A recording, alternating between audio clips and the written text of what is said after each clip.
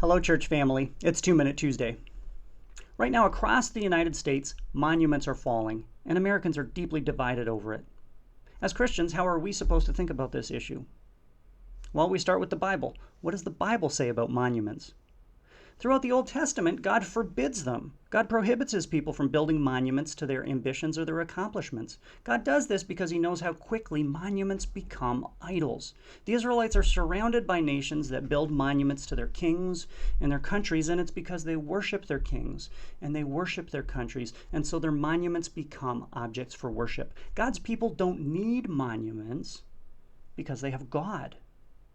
Now, in the New Testament, God's people are again surrounded by a culture that worships its national symbols and national leaders.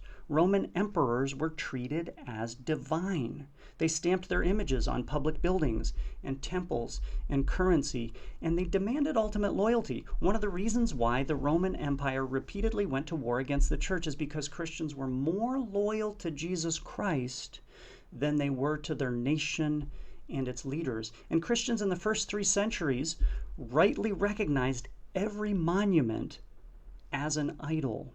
Every political object or symbol was also a religious symbol.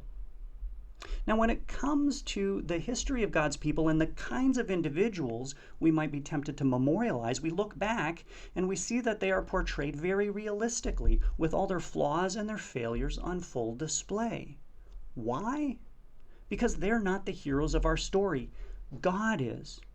And when it comes to God's image, he says, you don't need to make images of me because I've already created my own image bearers.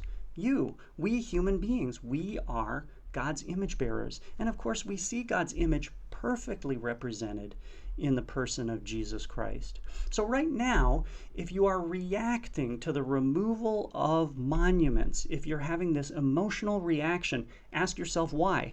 What does that monument represent to me? Does it represent my pride? Does it represent the source of my power or my privilege?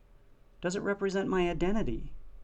If so, that's the definition of an idol. An idol is any created thing that represents your pride, that gives you power and prosperity, that's the source of your identity. And in the end, every source of our pride and our power and our identity will fall, save for one. The Apostle Paul talks about this in Philippians 3, where he says, whatever were gains to me, I now consider loss for the sake of Christ. I consider them garbage, that I may gain Christ and be found in him.